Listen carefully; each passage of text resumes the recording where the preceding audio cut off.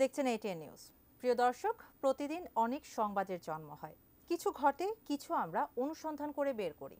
দিনের বাছাই করা সংবাদগুলো নিয়ে আমাদের নিয়মিত আয়োজন আজকের শীর্ষ সংবাদ দেখার আমন্ত্রণ জানাচ্ছি আমি শাহানা জাহান।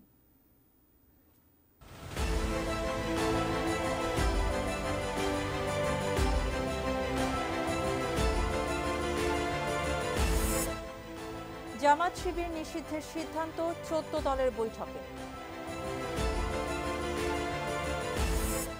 কোটা আন্দোলনে নিহতদের স্মরণে কাল সারা দেশে শোক পালনের সিদ্ধান্ত মন্ত্রিসভায়। ডিবি অফিসে ৬ সমন্বয়ককে খাওয়ানোর ছবি প্রকাশ, মশকরা, মন্তব্য হাইকোর্ট। স্বাভাবিক গতি প্রবাহে রাজধানীর জনজীবন, পুলিশি বাধায় ব্যর্থ বিক্ষোভের প্রচেষ্টা।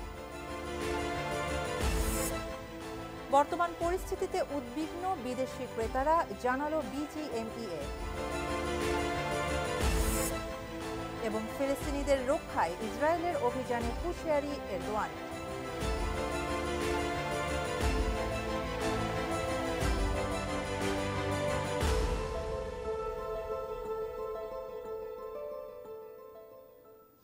শুনছিলেন শিরোনাম, এবারে যাচ্ছি পুরো খবরে। ১৪ দলের বৈঠকে জামায়াত শিবিরের রাজনীতি নিষিদ্ধের সিদ্ধান্ত হয়েছে বলে জানিয়েছেন আওয়ামী লীগের সাধারণ সম্পাদক ও সেতুমন্ত্রী ওবায়দুল কাদের। সোমবার বিকেলে গণভবনে আওয়ামী লীগ সভাপতি প্রধানমন্ত্রী শেখ হাসিনার সভাপতিত্বে ১৪ দলীয় জোটের বৈঠকে সর্বসম্মতিক্রমে এই সিদ্ধান্ত নেওয়া হয়। এ সময় প্রধানমন্ত্রী শেখ হাসিনা বলেন, জামাত শিবির ও বিএনপির জঙ্গিরা আজ বাংলাদেশের উপর থাবা বসিয়েছে। রেজওয়ান ফায়েজের রিপোর্ট। আওয়ামী লীগ সভাপতি প্রধানমন্ত্রী শেখ হাসিনার সভাপতিত্বে ১৪ দলীয় জোটের এই বৈঠক হয় সোমবার বিকেলে গণভবনে। কোটা আন্দোলনের সময় সহিংসতার প্রসঙ্গ টেনে প্রধানমন্ত্রী সময় বলেন, এই কয়দিনে বাংলাদেশে যা ঘটেছে তা রাজনৈতিক কিছু না, এটা সম্পূর্ণ জঙ্গিবাদী কাজ, আর এর জন্য দায়ী জামাত শিবির ও বিএনপির জঙ্গিরা। এদের উদ্দেশ্যটা এখন বোঝা যাচ্ছে যে এটা কোটা কোনো ইস্যু না। একে যে কটা প্রতিষ্ঠান বাংলাদেশের জনগণের সেবা দেয়, যে কতটা প্রতিষ্ঠান বাংলাদেশের মানুষের জীবন মান উন্নত করে, সেটাই ধ্বংস করা, অর্থাৎ বাংলাদেশটাকে যেন ধ্বংস করে ফেলা, এটাই তাদের। এবার আর এখানে যারা ওই শিবির, ছাত্রদল, বিএনপি, জামাত, এরাই কিন্তু, এবং জঙ্গিরা এরাই কিন্তু আজকে আমাদের উপর থাবা দিয়েছে। এই বৈঠকে ১৪ দলের নেতারা বলেন, সন্ত্রাস, নৈরাজ্য ও হত্যাকাণ্ডের মাধ্যমে দেশকে অকার্যকর করার ষড়যন্ত্র করছে জামাত শিবির, তাই দলটিকে নিষিদ্ধ করতে সর্বসম্মতভাবে প্রধানমন্ত্রীকে প্রস্তাব করেন তারা।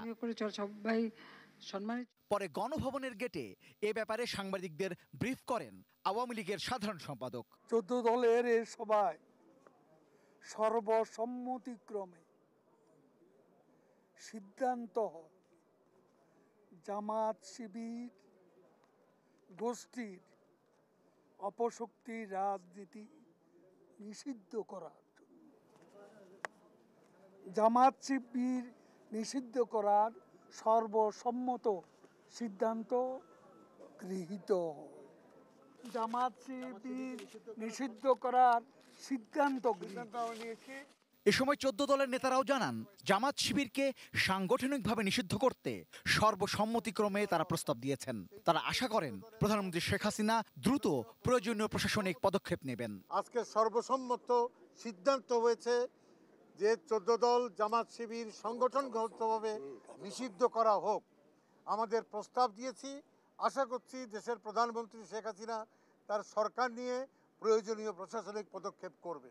আজকে আর সময় ক্ষেপণ না করে জামাত শিবিরকে নিষিদ্ধ করতে হবে এবং তার মধ্য দিয়ে এই দেশকে সামনের দিকে যাতে সন্ত্রাসী জঙ্গি উত্থান না ঘটাতে পারে সে ব্যবস্থা নিতে হবে। এই জন্য আমরা সিদ্ধান্ত নিয়েছি এবং সরকারকে অনুরোধ জানিয়েছি। আমরা আশা করি মাননীয় প্রধানমন্ত্রী এ ব্যাপারে তার প্রয়োজনীয় ব্যবস্থা গ্রহণ করবেন। নিশ্চয়ই ১-২ দিনের মধ্যেই আমরা এই সিদ্ধান্ত পাবো। Rezwan Foyez, ATN news, Dhaka. Quota সংস্কার আন্দোলনে নিহতদের জন্য আগামীকাল মঙ্গলবার সারা দেশে শোক পালনের সিদ্ধান্ত নিয়েছে সরকার। সোমবার প্রধানমন্ত্রী শেখ হাসিনার সভাপতিত্বে তার কার্যালয়ে অনুষ্ঠিত মন্ত্রিসভার বৈঠকে এই সিদ্ধান্ত হয়। আন্দোলনে নিহত 150 জনের জন্য শোক প্রস্তাবও গৃহীত হয় এই বৈঠকে। মন্ত্রিসভার নিয়মিত বৈঠকের শুরুতেই আলোচনা হয় কোটা সংস্কার আন্দোলন এবং দেশের সার্বিক আইন শৃঙ্খলা পরিস্থিতি নিয়ে। স্বরাষ্ট্রমন্ত্রী তাঁর কাছে থাকা তথ্য জানান মন্ত্রিসভাকে। তিনি জানান, সরকারের প্রাপ্ত তথ্য অনুযায়ী এই ঘটনায় এখন পর্যন্ত মৃত্যুর সংখ্যা 150। আজকের উনি সবাই বলেছেন, গতকালকে বোধহয় 147 বলেছিলেন, আজকে বোধহয় আরো 3টি যোগ হয়েছে 150 উনি বলেছেন। মন্ত্রিসভার অন্য সদস্যরাও তাদের নিজ নিজ দপ্তরে থাকা তথ্যাদি তুলে ধরেন। সিদ্ধান্ত হয় চলমান পরিস্থিতিতে গুজব ছড়ানো ঠেকাতে সতর্ক থাকবে সরকার। এছাড়া নিহতদের জন্য মঙ্গলবার দেশ জুড়ে কালো ব্যাজ ধারণ এবং উপাসনালয়ে প্রার্থনার সিদ্ধান্ত নেয় মন্ত্রিসভা। ওই দিনের ঘটনায় যারা নিহত হয়েছেন, ওই কোটা আন্দোলন নিয়ে যারা হতাহতের ঘটনায় যারা নিহত হয়েছেন, তাদের জন্য একটি শোক প্রস্তাব গ্রহণ করেছেন। সেই শোক প্রস্তাবটা আনুষ্ঠানিকভাবে নেওয়া হয়েছে। আর দ্বিতীয় যেটা করা হয়েছে, সেটা আগামীকাল দেশব্যাপী শোক পালন করা হবে। সেই শোক পালন অংশ হিসাবে কালো ব্যাজ ধারণ করা হবে এবং মসজিদে দোয়া, মন্দির, গির্জা, প্যাগোডায় প্রার্থনা করা হবে। কোটা সংস্কার আন্দোলন নিয়ে আলোচনার পর মন্ত্রিসভার বৈঠকে এজেন্ডাভুক্ত বিষয়গুলো নিয়ে আলোচনা হয়, যার মধ্যে সরকারের চলতি বছরের দ্বিতীয় ত্রৈমাসিক সিদ্ধান্ত বাস্তবায়ন সহ 9টি বিষয় ছিল। আশিকুর রহমান অপু, এটি নিউজ, ঢাকা। কোটা সংস্কার আন্দোলনের সমন্বয়কারীদের ডিবি কার্যালয়ে বসিয়ে খাওয়ানোকে জাতিসংঘে মশকরা বলে মন্তব্য করেছেন হাইকোর্ট। সোমবার একটি রিট আবেদনের শুনানি নিয়ে রাষ্ট্রপক্ষের উদ্দেশ্যে হাইকোর্ট বেঞ্চ এই সমালোচনা করেন। এদিকে আন্দোলনের সমন্বয়কারীরা কোনো চাপের মুখে ভিডিও বার্তা দেননি বলে দাবি করেছেন ঢাকা মহানগর গোয়েন্দা পুলিশের অতিরিক্ত কমিশনার হারুনুর রশিদ। পুলিশের হেফাজতে থাকা বৈষম্য বিরোধী ছাত্র আন্দোলনের সমন্বয়করা ডিএমপির গোয়েন্দা প্রধান হারুনুর রশিদের সঙ্গে একই টেবিলে খাবার খাচ্ছেন। রোববার এমন একটি ভিডিও আসে গণমাধ্যমের কাছে। আরেকটি ভিডিওতে সমন্বয়কদের আন্দোলন প্রত্যাহারের ঘোষণা আসে। সার্বিক স্বার্থে আমরা এই মুহূর্তে থেকে আমাদের কর্মসূচি প্রত্যাহার করছি। আন্দোলনকারীদের উপর গুলি না চালানোর নির্দেশনা ও কোটা বিরোধী আন্দোলনের 6 সমন্বয়কের ডিবি হেফাজত থেকে মুক্তির নির্দেশনা চেয়ে 2 আইনজীবীর করা এক রিট আবেদনের শুনানির সময় বিষয়টি নিয়ে উৎসাহ প্রকাশ করেন হাইকোর্ট। ভাতের টেবিলে বসে ছবি তুলে এটাই করেন, আপনি কি এটা মশকরা পাইছেন? ঠিক এই মশকরা ল্যাঙ্গুয়েজটা ইউজ করছে। রিটটির প্রাথমিক শুনানি শেষে মঙ্গলবার এ বিষয়ে আদেশের জন্য রেখেছেন বিচারপতি মোস্তফা জামান ইসলাম ও বিচারপতি এস.এম. মাসুদ হোসাইন দোলনের সমন্বয়ে গঠিত হাইকোর্ট বেঞ্চ। আজকে বাংলাদেশে এই আইটি ইনফরমেশন টেকনোলজির যুগে আমার মোবাইল চেক করবে যে কেউ, আমার ডায়েরি চেক করবে যে কেউ, আমার প্যান্ট চেক করবে যে কেউ, এই অধিকার তো কাউকে দেওয়া হয় না। স্পেসিফিক যদি কোনো এলিগেশন থাকে, হ্যাঁ আমার বিরুদ্ধে সেটা দিবে, থানায় ডায়েরি করবে এবং গ্রেপ্তার করবে। আমাদের সংবিধানে পরিষ্কারভাবে 102 ধারায় বলা আছে, কাউকে যদি অন্য কারো কাছে বেআইনিভাবে অথবা আইনি কোনো ক্ষমতা বহির্ভূতভাবে রাখা হয় তার হেফাজতে, এটা নিয়ে আদালত নির্দেশ দিতে পারবে তাকে সেখান থেকে মুক্ত করানোর জন্য। আমরা সেই আদেশটি চেয়েছি। এদিকে 6 সমন্বয়কের ভিডিও বিবৃতি জোর করে নেওয়ার অভিযোগ উড়িয়ে দিয়েছেন গোয়েন্দা প্রধান হারুনুর রশিদ। রাজধানীর মিন্টো রোডে ডিবি কার্যালয়ের প্রধান ফটকে সাংবাদিকদের কাছে এ দাবি করেন তিনি।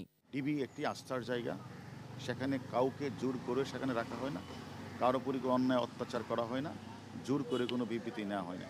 আমি মনে করি তারা রিয়েলাইজ করেছে যে তারা আমাদের কাছে লিখিতভাবে বলেছে যে সরকার তাদের যে দাবি পুরাটাই সরকার মেনে নিয়েছে এবং সেই কারণেই তারা তাদের যে আন্দোলন তারা প্রত্যাহার করে নিয়েছে। Ferdous Rahman, ATN news, Dhaka. নিচ্ছে ছোট্ট একটি বিরতি, সাথেই থাকুন।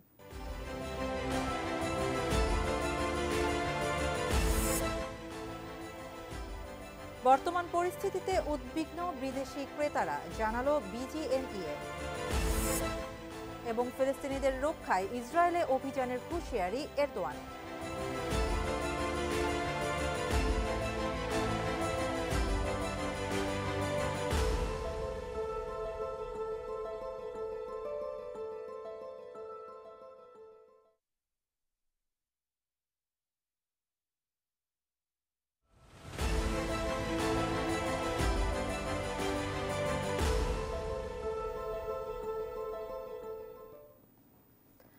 বিরতির পর ফিরে এলাম আজকের শীর্ষ সংবাদে। সাথে থাকার জন্য ধন্যবাদ। উৎকণ্ঠা থাকলেও রাজধানী জুড়েই ছিল স্বাভাবিক কর্মব্যস্ততা।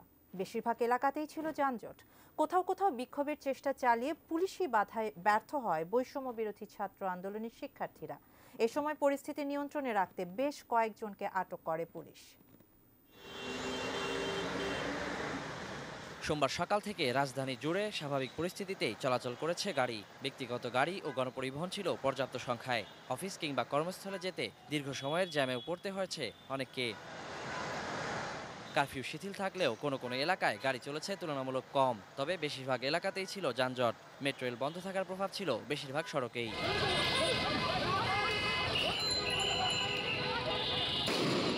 তবে বেলা 11টার পর থেকে বিভিন্ন এলাকায় রাস্তায় নেমে বিক্ষোভের চেষ্টা করে বৈষম্য বিরোধী ছাত্র আন্দোলনের শিক্ষার্থীরা। বিক্ষোভ চেষ্টাকালে পল্টন সায়েন্স ল্যাব ও ইসিবি চত্বর থেকে বেশ কয়েকজনকে আটকও করা হয়। শিক্ষার্থীদের ঠেকাতে বাড্ডা ও রামপুরায় আইন শৃঙ্খলা বাহিনীর সদস্যরা ছিল কড়া সতর্কতায়। এই পরিস্থিতিতে দুষ্কৃতিকারীরা চাইবে এই পরিস্থিতি অস্থিতিশীল করার। আমরা নিরাপত্তায় আছি, আমরা জনগণকে যতটুকু দেওয়া যায় নিরাপত্তা আমরা সেভাবেই আছি। ডিএমপির যুগ্ম কমিশনার বিপ্লব কুমার সরকার জানান, জনগণের নিরাপত্তার কথা মাথায় রেখেই তৎপরতা চালিয়ে যাচ্ছে পুলিশ। সাধারণ মানুষের আতঙ্কগ্রস্ত হওয়ার কোনো কারণ নেই।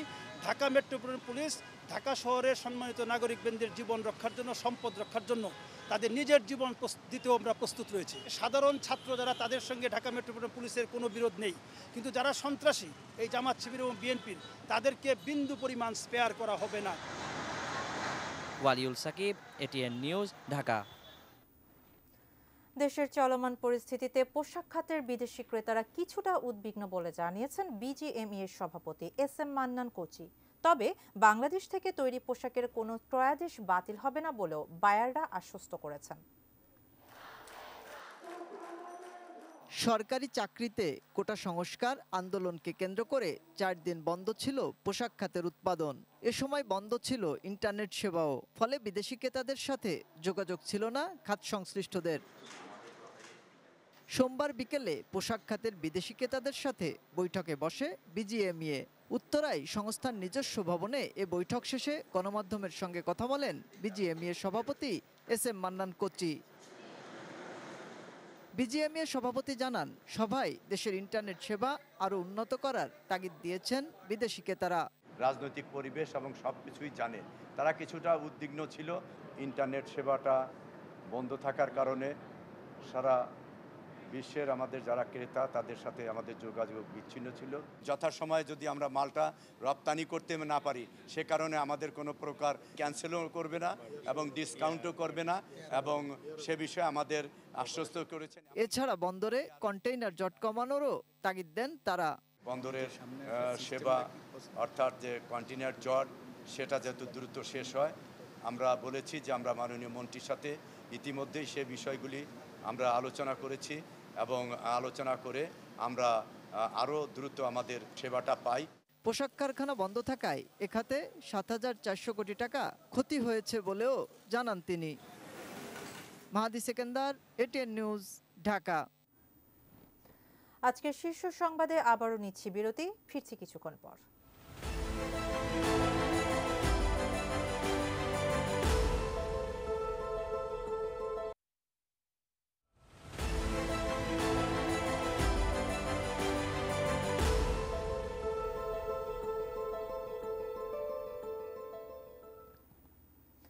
বিরতির পর আরও একবার স্বাগত জানাচ্ছি আজকের শীর্ষ সংবাদে। সাথে থাকার জন্য ধন্যবাদ।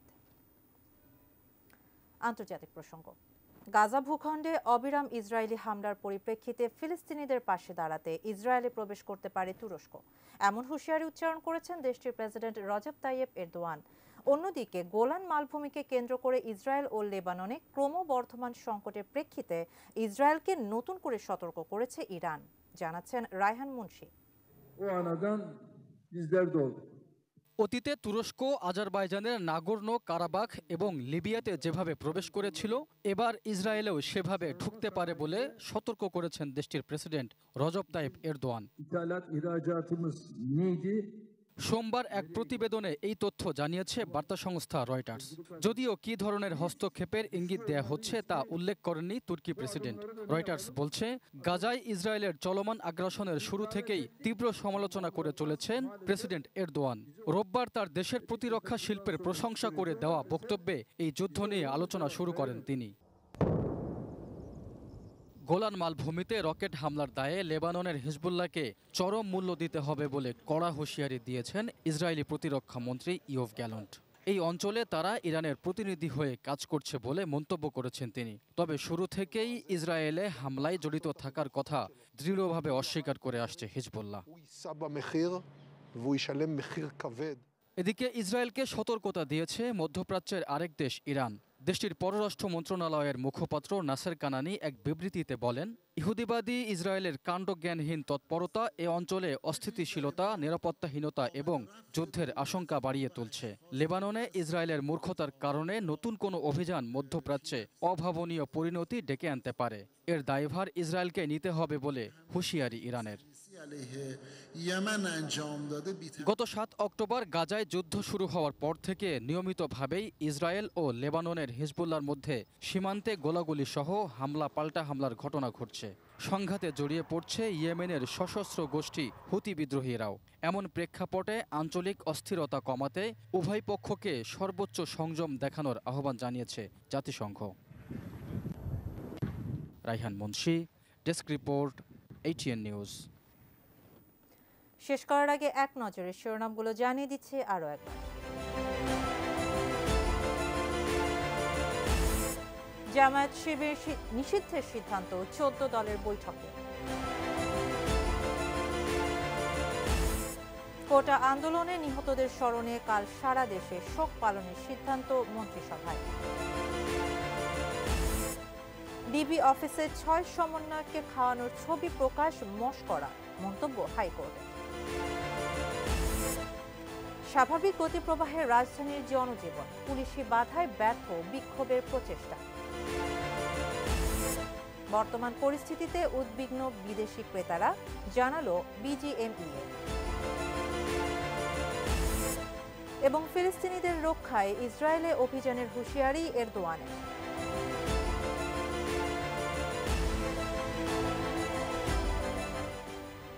এই ছিল আজকের শীর্ষ সংবাদ। কাল আবারও দেখা হবে একই সময়। ATN নিউজের সব খবর জানতে ভিজিট করুন www.atnnewstv.com। এছাড়া চোখ রাখুন ATN নিউজের ইউটিউব ও ফেসবুক পেজে। সঙ্গে থাকুন, দেখতে থাকুন ATN নিউজ।